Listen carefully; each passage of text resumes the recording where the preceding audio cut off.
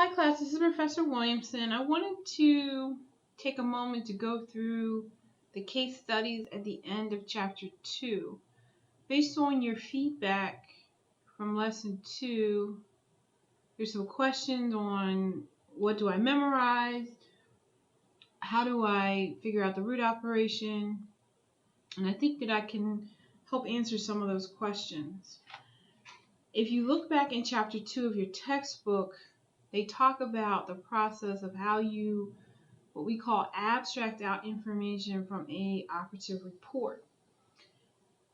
As you practice and do more coding exercises, more of the check your understanding exercises, and more of what they term case studies in your textbook, you will build your skill level and become better at doing abstracting and pulling out pieces of information. One of the challenges of coding is that it can be an assumption or a presumption that we just code everything that's written. And that is not the case. We don't code every piece of clinical information. We have to make decisions, and that's why coders are needed, because of the huge component of critical thinking that coders have to go through in order to determine what is coded and what's not. What clinical information do we need from a coding standpoint, and what clinical information is not of value to us as coders. The medical record, whether it's electronic or paper, is a record of basically what happened to the patient while they were in the hospital. That includes everything from how they feel, their temperature, to what is physically done to them by the physicians and the nurses, etc. However, all of that information is not captured with a code. The determination of what is captured with a code is determined by the UHDDS guidelines when we talk about ICD-10-PCS, because ICD-10-PCS is a clinical system that's focused on capturing surgical and medical, mostly surgical, but surgical events that are done on a patient when they're in an inpatient admission status. So we're typically talking about, for the most part, not 100% across the board, but for the most part, we're talking about coding of procedures, surgical events. And there's certain parameters that define what a surgical event is. It has to be done under surgical conditions. It has to be done by someone who's a qualified surgeon. And it can be done typically in an OR or under surgical conditions. So it could be done at the bedside. And it's typically done under some type of anesthetic. And for the purposes of UHDDS, typically a significant procedure, something that's going to be coded, is something that's also typically done under regional or general anesthesia, not something that is done under local anesthesia, such as a suturing of a cut. So we have all these definitions and guidelines given to us and that tell us what we can and cannot code. And then we have to apply those guidelines to a clinical statement.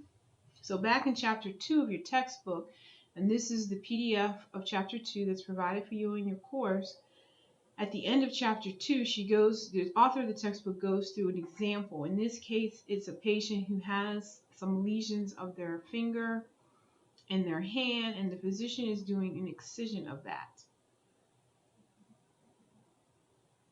And she goes through and identifies how she pulls out the objective of the procedure, and the objective typically links back to the root operation, the body part of the procedure, information on exactly what was done, and where the guideline, in this case of ICD-10-PCS, is applicable. So if we look at the case studies at the end of chapter 2, she also does another one here, which is a placement of an IVC filter, the same idea. So if we apply that process to the case studies, we have, I believe, 3 case studies at the end of chapter 2. The first one is a laparoscopic cholecystectomy with an intraoperative cholangiogram and a tri-cut liver biopsy. So all of this information above the details, everything above here, is a starting point. In ICD-10 PCS, you really have to go into the main body of the clinical statement, in this case the operative report, in order to make your coding decisions. And this is where that critical decision making comes into play. So when we look at this particular procedure, we have some information. We know that this patient's procedure, part of it at least, the removal of the gallbladder, the cholecystectomy, was done with the help of a laparoscopic device. And that will equate to our surgical approach. We also know that the patient had more than one organ was touched, so to speak, by the surgeon. The patient's gallbladder was touched, and also the patient's liver. We also know that from a UHDDS standpoint, this patient had general anesthesia, so this is going to be a significant procedure that we would capture from a reimbursement standpoint per our UHDDS guidelines for an inpatient admission. So now we just need to know, we already know the surgical approach, we know 2 of the body parts that were addressed. Now we just need to look for any other information that will help us make our decision. The use of the word cholecystectomy presumes that the entire gallbladder was removed. The word biopsy presumes that not all of the liver was removed. So we know we're going to have probably 2 different root operations because all of the patient's liver was not removed. Because we know clinically from our anatomy background, we know a patient can live without their gallbladder, but the patient cannot live without a liver. So they can't just take out the entire liver as part of a biopsy procedure. And the word biopsy equates to only removing a portion of a body part or a piece of a body part. We do need to confirm that information. We can do that by looking at the clinical details, in this case noted in the operative report. We see that the patient had a laparoscope was introduced. So again, we know that this procedure was done endoscopically. We know that small incisions were made because the trocars were used. If we look back in chapter 1 of our textbook, we have pictures of those trocars and the small incisions that were made. If we go further down in the first paragraph here, we can see when it says when the gallbladder dissection was completed. So we know that they removed the patient's entire gallbladder. So again, we go back to chapter 1. You don't have to memorize the root operations, but you can review them again. And in chapter 1, you're given a full definition of the root operations. They are also in your coding manual, typically, your ICD-10 PCS coding manual.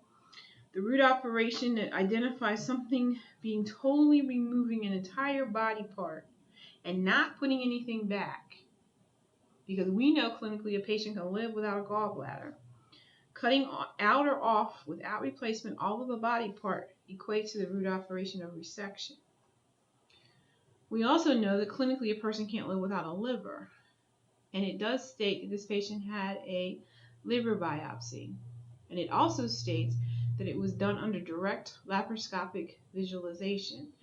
So they did the liver biopsy the same surgical approach as they did the removal of the gallbladder. And then we know that the specimen was taken for the liver and everything was done and the procedure was concluded. So again, your first question is based on the documentation, what is the root operation for the gallbladder? Again, that would be resection because all of the patient's gallbladder was removed. In addition to the interoperative cholangiogram, how many procedure codes would be needed to completely code this case? 2. Because again, we're not typically coding this interoperative cholangiogram. Cholangiogram, the word gram means a radiological procedure. We're coding the surgical event, which equates to something being cut into or cut out of. So in addition to the cholangiogram, we would be coding the laparoscopic cholecystectomy and the biopsy. Then if you look into your answer key, you're given the answers to your case studies here in your lesson 2. You're given the 2 codes. So again, in ICD-10 PCS, based on the information shared with you back in chapter 2, I'm sorry, I believe it's in chapter 1, but it might be in chapter 2. Let me look here. It says that you should look, or you should index by the main term. So that's the best strategy, is always to index by the main term. So your main term, I'm sorry, your root operation, which becomes your main term. So your root operation is resection. So you're going to index resection and then look for the body part, which is gallbladder. And you typically will get part of a code, or in some rare cases, you'll get all of a CPT of an ICD-10 PCS code. But most of the time, in the alpha index, you will only get a portion of a code. And we know, based on what we learned in chapter 1, that a full ICD-10 PCS code is going to be 7 characters in length. So if we get anything less than 7 characters in the alpha index, we know we must complete our code by moving to the table. And it's always a good idea to move to the table anyway at this stage in your learning. So if you index the word resection in the alpha index and then gallbladder, you're given 4 characters. You're given OFT4 in the alpha, and then you have to go to the table to finish your code. And again, we know this procedure was endoscopic because of the use of the word laparoscopic. No device was left in the patient at the end of this procedure. And when we're at the O4T4 row, the only option we have for the last character value of qualifier is Z. So our final code for the removal of this patient's gallbladder or a laparoscopic cholecystectomy is 0FT44ZZ. We go through that same process to code the liver biopsy. The only difference is we're going to start at a different root operation or main term in the alpha index. We're going to start with the word excision. Then we're going to look for the anatomical location. In this case, it's the liver. In the alpha index of ICD-10 PCS, we're given 0FB0. Then underneath that, we have 2 codes, one for partial codes. We have left and right lobe. If we don't have any clinical information of exactly which site of the liver was taken, we still have the 0FB0 code, portion of a code. So we would start with that in our table. So we look up, we go to the 0FB table.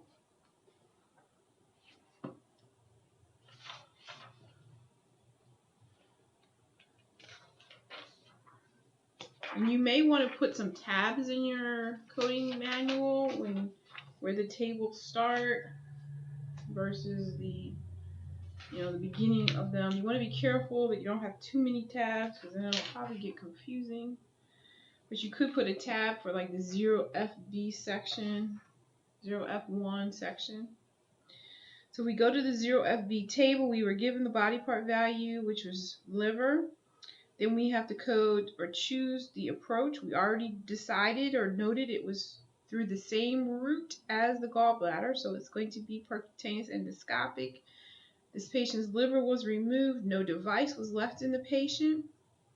Now in this particular one, when we move across the 0FB row, the row that corresponds to 0 for liver, the last qualifier value, we do have 2 choices. We have the choice between a Z and an X. Back in chapter 1, it talked about a biopsy is going to be a diagnostic event.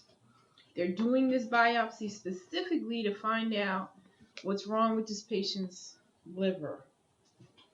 So we are going to choose the X as our final character. So our code for the liver biopsy is 0FB04ZX.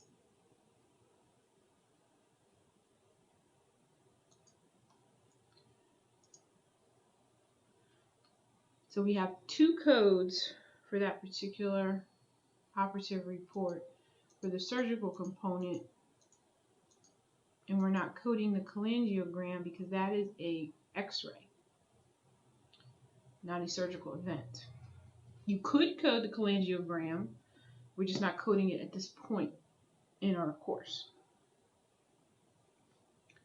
The second operative report is a patient who has gangrene of the left foot, as noted in the operative note. Then it says the patient had an amputation of the left, second, third, and fourth toes with an excisional debridement of the left foot. Again, you have some clues given. You have the word excisional debridement.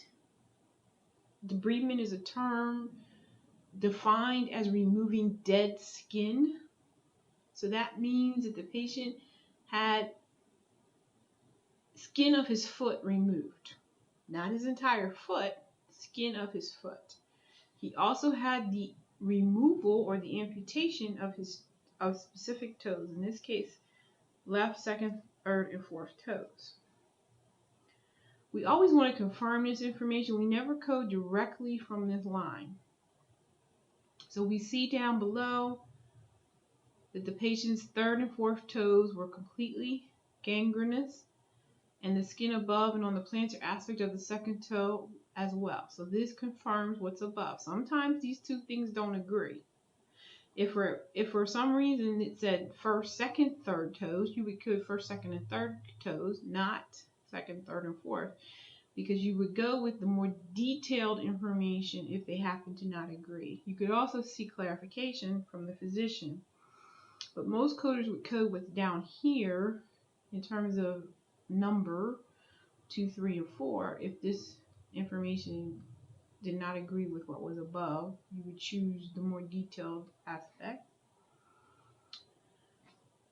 Then further down it says a portion of the skin of the plantar aspect of the foot was debrided because the skin was also non-viable. So now you have to decide, what are your root operations? What is the intention of the procedure? So again, this patient has gangrene. The surgeon has decided to remove 3 of his toes. We go back to chapter 1 of your textbook. We look at our root operation definitions, or you look at the root operation definitions in your ICD-10 PCS coding manual, and we have to make some decisions about what fits the best based on the information we have. The physician is cutting off patient's toes. They're not putting them back on. We could look at the root operation of resection. However, root operation of resection is all of a body part. So the toes are part of your foot. In this case, the patient's entire foot is not being excised or removed, only the toes. So the best root operation is detachment. Detachment is defined per chapter 1 as cutting off all or a portion of an extremity.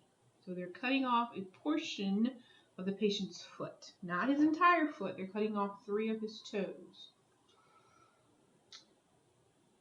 So again, detachment would be the root operation for the removal of the toes. For the skin, the physician is not cutting off all of the patient's skin. Skin is a body part, goes over your entire body, but the physician is cutting off part of the skin of one particular location, and that equates to cutting off a portion of a body part. In this case, the portion of the body part is the skin of the foot. That would equate to the root operation of excision. So again, if we look at the answer key in your course, we see that One, we need multiple codes because this patient had different toes removed. So we need a code for second toe, third, and fourth toe. And we also need a code for the work on the skin or the removal of the skin. So again, we're going to index by the root operation, which becomes our main term, which is detachment. And then we are going to look for our anatomy. So I'm in my coding manual, that's the noise you hear. I'm looking up detachment, then I'm looking up toe, and then I'm looking at the side. In this case, the information was given that it's on the left. If I pull back the clinical information, it says left.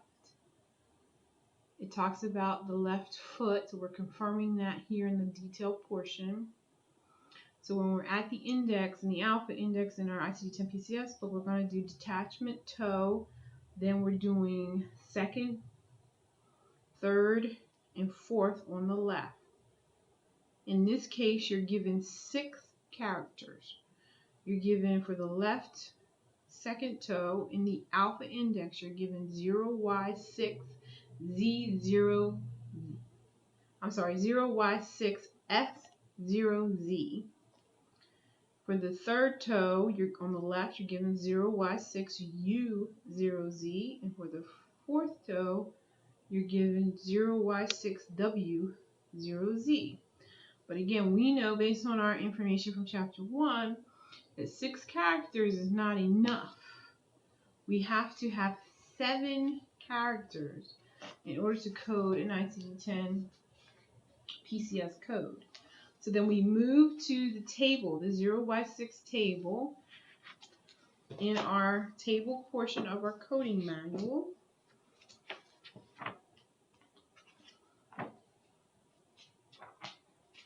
Some code books are color coded, different sections. So the 0Y section is color coded, depending on which vendor coding manual you have.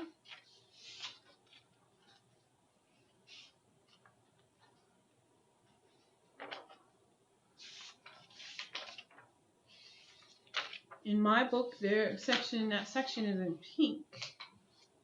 The margin of the page is in pink. So we go to 0Y6. We already have the second toe, the body part. We already have an open surgical approach. We already have, that's the only option for surgical approach. We already have Z for no device. Then we have 4 options for our last code value.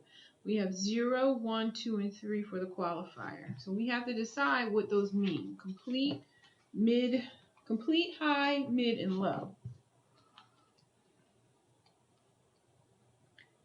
And we were told by the physician that the complete second, third, and fourth toes were removed. Again, if we go back to the clinical statement,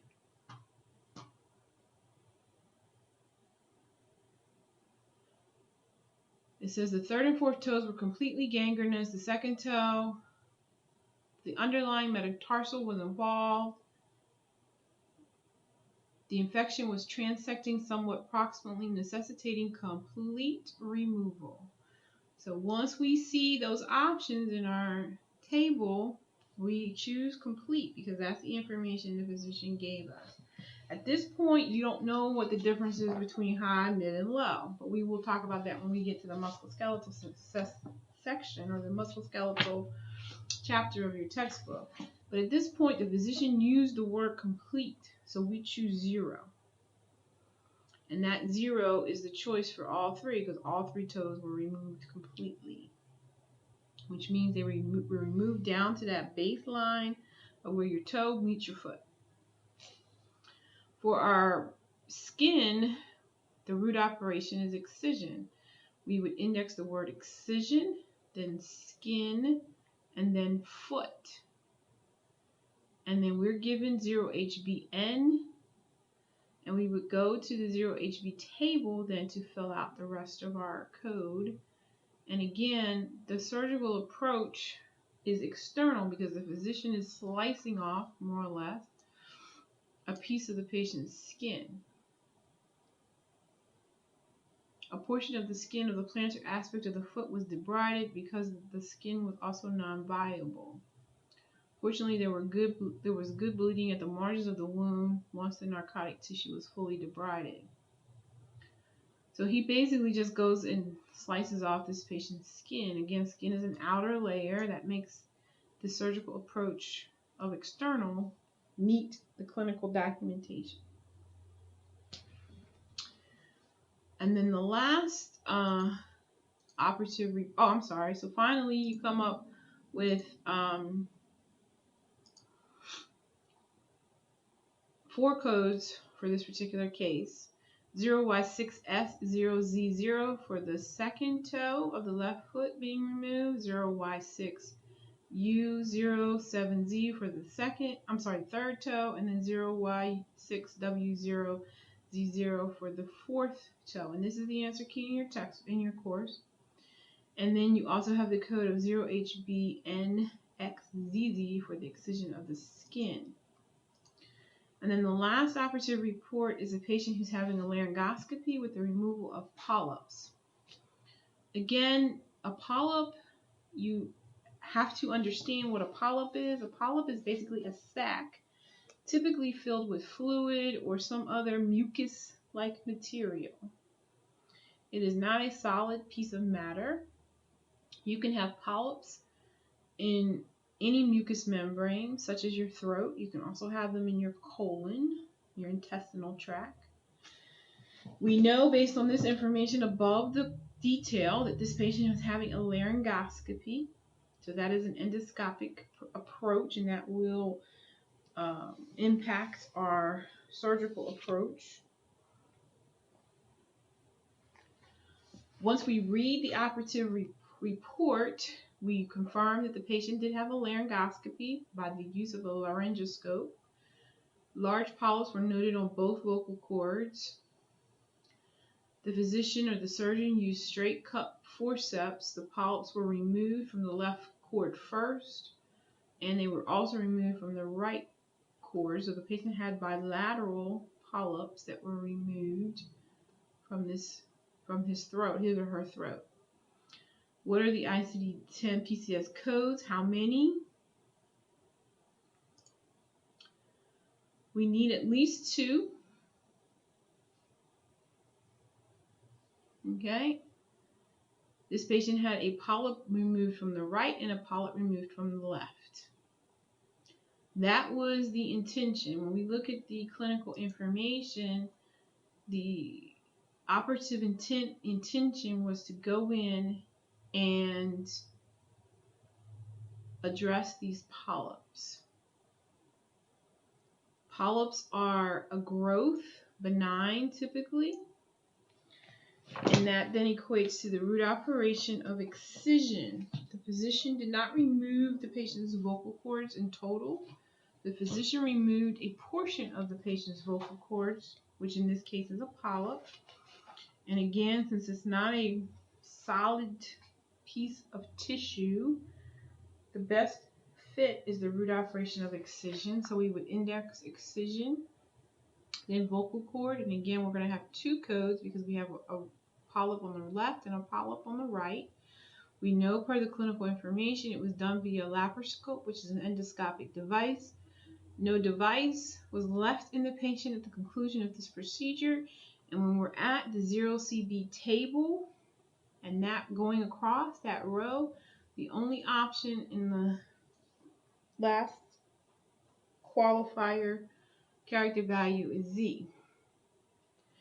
Then your textbook asks, the codes are 0CB V8ZZ, 0CB T8ZZ. The only difference is this body part character. One reflects the left and one reflects the right. What guidelines are relevant? There's 2, B32A, multiple procedures because of the right and left side of the same body part. And then we do not code the laryngoscopy separately. The laryngoscopy is reflected here, in the surgical approach, and because of coding guideline D311A, inspection, which is the laryngoscopy, is performed in order to achieve the objective of the procedure, and it is not coded separately. So that is why we don't have a separate code or an additional code just for laryngoscopy.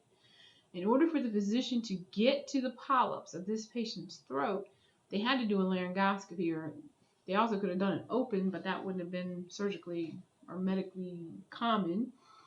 But the laryngoscopy was a method to get to the polyps. The intention of the procedure was to remove the polyps. Therefore, the laryngoscopy is not coded separately. So again, I hope that helps. If you have any questions on this presentation, please let me know. If you have a question on these particular operative case studies at the end of chapter 2, you can email me in the inbox feature in Canvas, or you could post in the related form in lesson 2.